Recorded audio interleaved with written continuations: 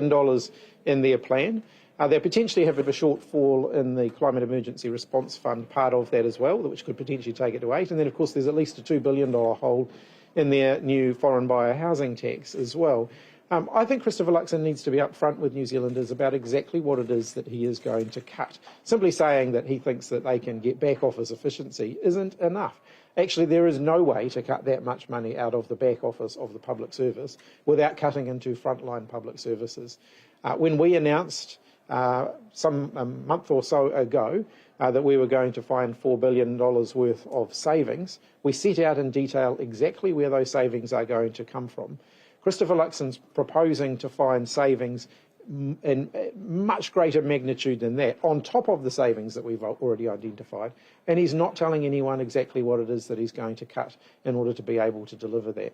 I think Christopher Luxon is treating New Zealanders with contempt. As I said last night at the beginning of the debate, there were going to be a lot of words in that debate. There absolutely were a lot of words from Christopher Luxon, but there were very few answers. Now, before we get into questions, I'm going to hand over to Barbara Edmonds to recap today's announcement, and then we'll go into questions. Thank you, Prime Minister. Kia ora. So the government is continuing its work to support communities in cyclone-affected areas recover. Part of the announcement today is $10 million, which will be earmarked towards business support. So that's tourism infrastructure, workforce programs, as well as including projects such as in Wairoa, it's an extension of the infrastructure, which is an extension of the airport. The government also today announced $15 million that will go towards Te Karaka. That is around the flood resilience plan for them with the Waipawa River, and that's to lift around 100 homes directly affected by in Te Karaka, plus another 100 homes which the Gisborne District Council will identify for the government. Prime Minister, yes. You are here in your capacity as Prime Minister, and the announcement today is millions of dollars for people impacted by a fatal cyclone, and yet the first words out of your mouth are about National's tax plan.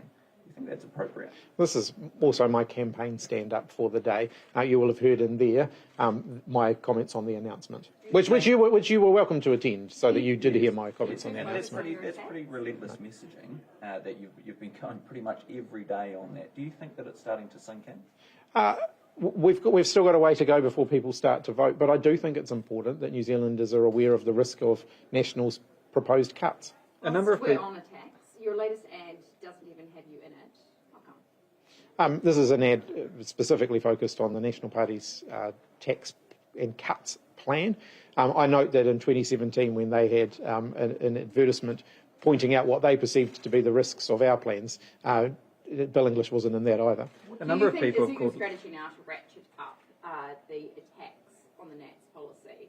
See the start of the stand-up. We have been very clear over the last few weeks that the National Party's numbers don't add up, and that there is huge risk in that for New Zealanders. They could see the public services that they rely on, including frontline services like health and education, affected by National's cutting plans. Do attack ads actually work, or are they just desperate? I believe it's important that New Zealanders know what's at stake at this election. A number of people have called last night's debate boring, or that it was even Stevens. Did you miss a chance? Did you bring enough fight? Look, I believe it was a good debate. I think we had the opportunity to air a lot of issues. I think I made an attempt to answer all of the questions that were put to me, which does stand me apart from Christopher Luxon, who used a lot of words to say not very much. Did you think it was boring? Did you think it was boring? No, I don't think so. He wants to ban cell phones in schools, but he says not the same for fizzy drinks. What did you make of that?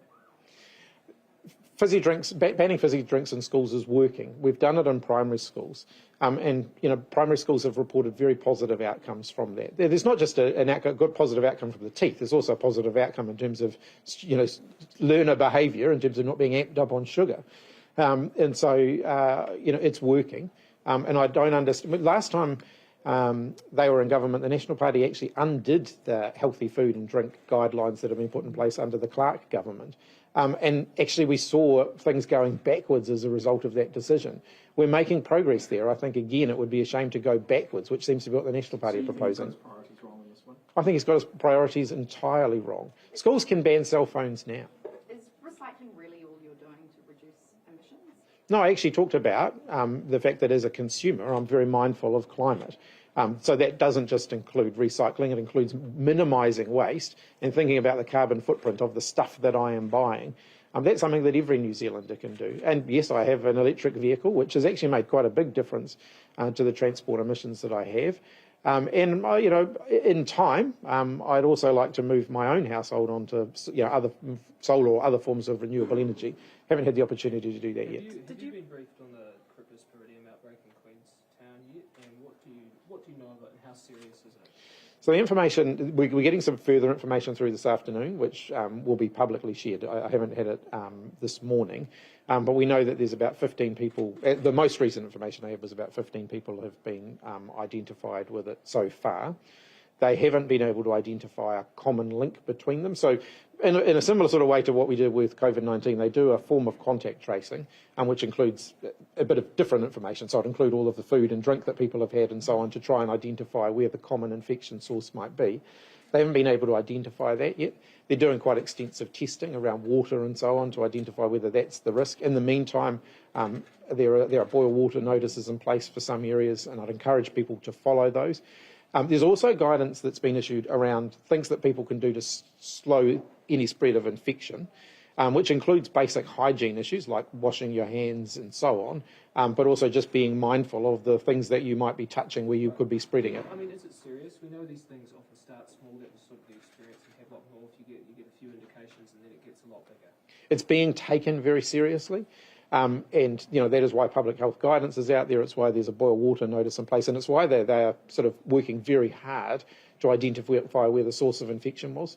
In terms of the public health risk, we know that for many people, the most immediate kind of public health risk is around dehydration, and so From the illness or from the lack of water? From the illness, because the illness exits a lot of fluids out of the body, and as a result, that can cause people presenting with dehydration in the health system. Part of the picture here is they don't know if the water's the problem because they can't test. They haven't been testing for cryptosporidium, in the water because they haven't had the funding to implement that.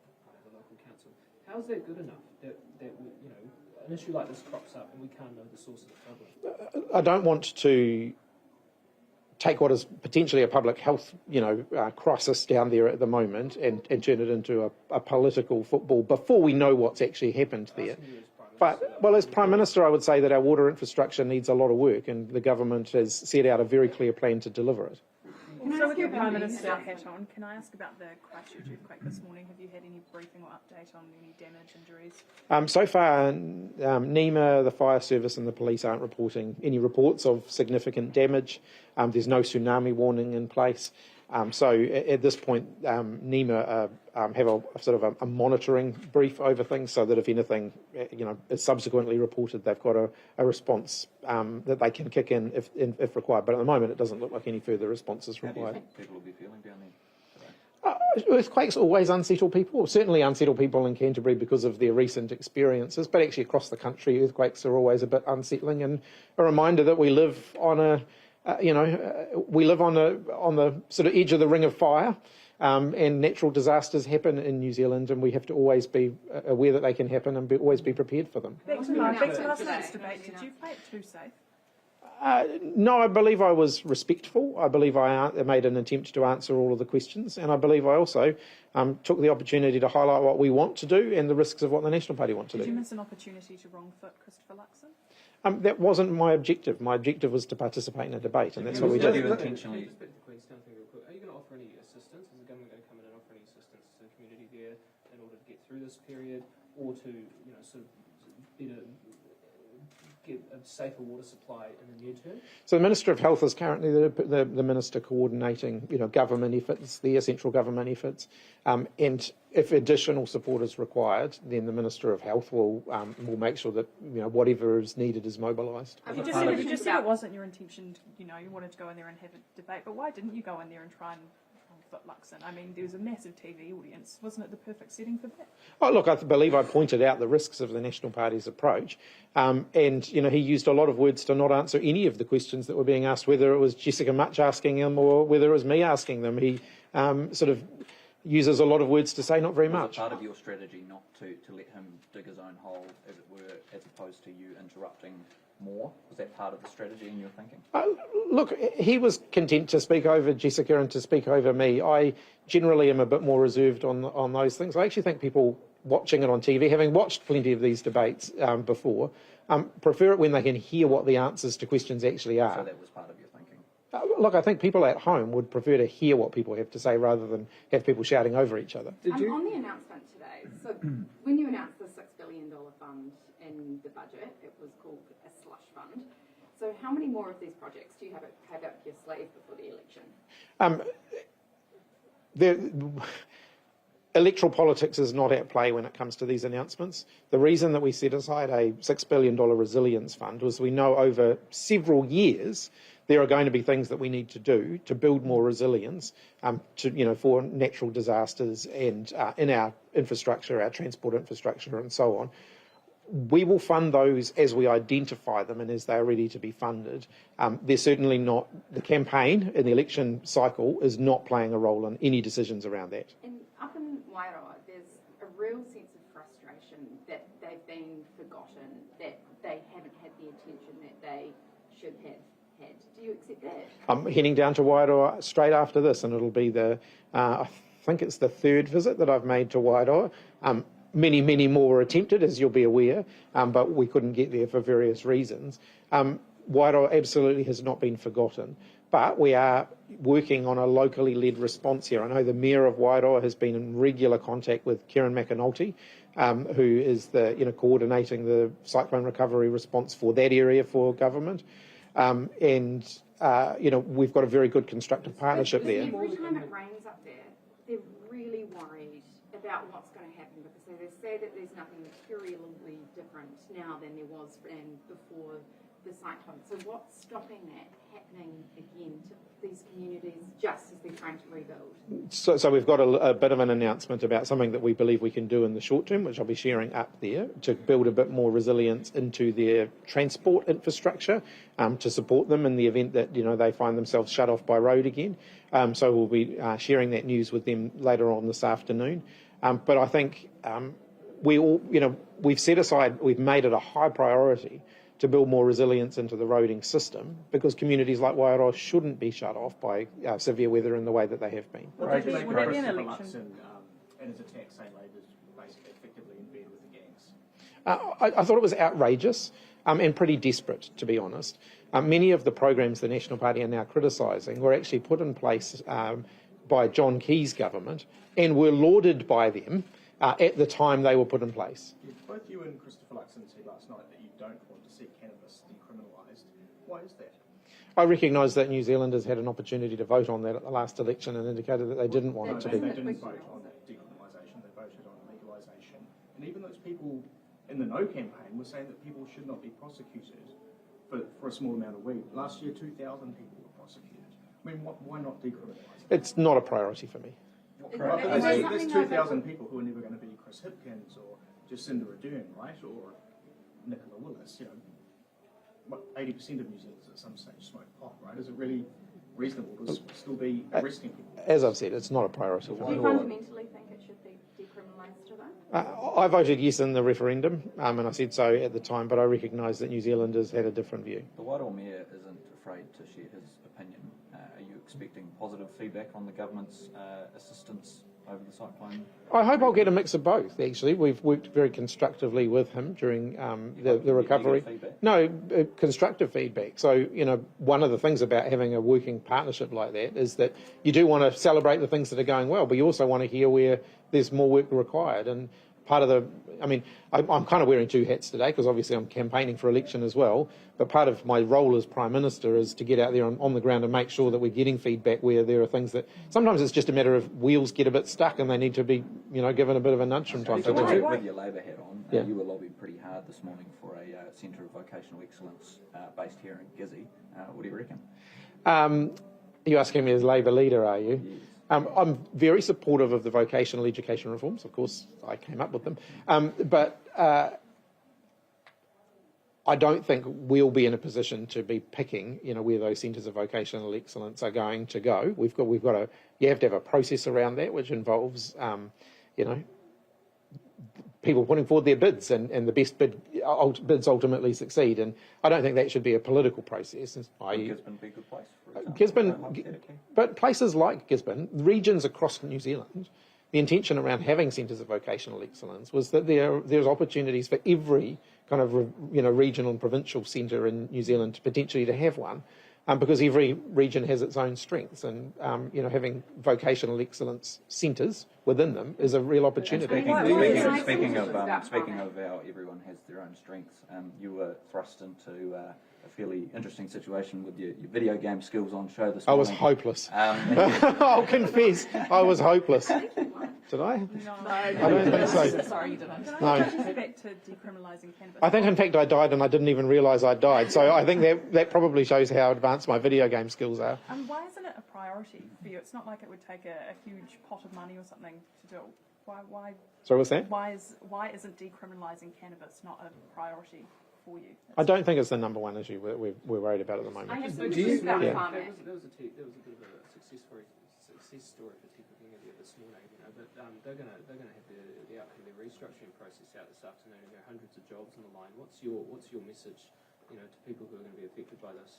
Look, I acknowledge whenever these processes take place, it's a difficult time for people whose jobs have been affected. We know that our vocational education system needed significant change when we came into government. It wasn't financially sustainable with its previous model. They're transitioning to a new model. That is a multi-year process to do that. So I acknowledge it's a difficult process, but I know that Te Pukenga will be supporting people who are affected through it. So it's kind of an expected but brutal outcome of the reform, is it? There was going to be a need for change for a number of people who are working in the former Polytech sector, regardless of whether the Te Pukenga was established or whether the former Polytech stayed in their previous incarnation. Do you do any? Why have you failed to extend your increased Farmac budget beyond next year? And we haven't released our further commitments around that part of the health manifesto yet. So just watch this space. So, how much of a restraint would that place on your operating allowances? As I've indicated, we haven't made our announcements on that one yet. And what are you going to do to close the medicines gap with Australia? As I've indicated, we haven't made our announcements on that one yet. There is more to come, and specifically with regard to Farmac, yes. Do you do any debate prep with a pretend Chris Luxon? I have done a little bit of practice where I had a friend of mine playing that role, but it was relatively brief. I was kind of more focused, to be honest, on making sure I had all of my relevant. You know how great I am with numbers, making sure that I had all my facts and figures right. Even then, off the top of your head, you still get the odd one wrong. Is that friend Grant? No, it wasn't an MP. Did the Current or former? Did anything surprise you about Chris Luxon compared to your friend acting as Chris Luxon? The person who was acting as him was actually probably better at answering the questions. We hear You just might as well tell us who it is now. No, I'm not going to. Can we perhaps hear from Kushla? Yes. In terms of how you're thinking, how it's going in your contest for the Step seat. up to that. How do you assess the mood post Mecca's leaving? There's still a lot of surprise, but that's a conversation for them to have. What I'm hearing, I've had a very short run-in, but I've come into this committing to be the voice for Ikaroa Rāwhiti at a time where we need a strong voice the most. You've already talked about some of the issues, so I've come in committed to that, already traversed the whole rohe, and still very much a Labour stronghold. Do you think Mecca Whaitiri is a strong voice for the seat? That's a question for the voters. Do you think that she is, though? Do you think you could be a stronger voice, a better voice? I didn't come in this to play marbles. I'm here to be the voice of Ikaroa Rāwhiti. And I believe, having traversed the rohe like I've just said, yes. Do you think that she'll be punished for having her sort of hands on the levers of power and access to money at a time when the region needed it and then abandoned it? Well, that's up to the voters. How awkward was it rolling up today for this crew and seeing Kitty Allen up there in the airport today? Well, I live here. This is my home, this is my iwi, these are my people, so it's not awkward for me at all. Why is that ad still up? My understanding it was prepaid for the pretty much right up until the election. It's an ad for her as a local member of Parliament. And Prime Minister, saying that Tamati repeated a number of times, push for kush, do you think that could potentially confuse people on your position on decriminalisation? No. No, very good. Tamati, perhaps some words from you on how you're feeling in your seat. How, in your conversations with people, how are people feeling about what's happened with Kitty, her decision, and you replacing her as the candidate? Yeah. There is definite aroha out there for Kitty Tapu and how things went for her. She put a lot of work into this region over the last 6 years, but there was also a sense of relief that somebody with a bit of experience in Parliament has put their hand up to represent the people in this region who have needed some really strong leadership, and started this year with 2 Labour MPs representing it, and I'm here to finish what they started. So you don't think it's eroded any support that Labour has within the electorate? Oh, I believe that people of Tairāwhiti understand that Labour have been here. We've invested at a time when COVID's been sweeping through. There's all kinds of investments up and down the coast that the people on the ground are very aware of. Is there a sense of frustration though, especially post Slash inquiry and the cyclone? There does seem to be palpable frustration. About frustration at what? The government response. Oh, no. There's been investment. People understand it. Everything from the local pool down the road right through to the fixing up of the transport infrastructure, the Bailey bridges, getting rid of that, making something more permanent. People understand that the government have been there and continue to stand by them. But do you find it a hard ask coming in, not only with like short notice after what's happened, but also when there's this sort of perceived mood for change out there, when Labour is sort of struggling to get across to voters? I think the people of the East Coast, they're pretty pragmatic. They'll take the best person for the job, and I'm hearing positive things in that respect. Would you like to see cannabis be decriminalised? Do I think that 2,000 people being prosecuted every year for minor offences, I think that's wrong. I don't think we should be spending our time on that kind of stuff. I've got my own personal opinion, and I voted yes for the referendum as well. Have you ever talked to Chris Hipkins about your views on that? We have good, robust caucus discussions, and that's for caucus. Good luck. Thanks. All right. Thanks, everybody. Cheers. Thank you. So no loss of money. Sounds good. Oh, that's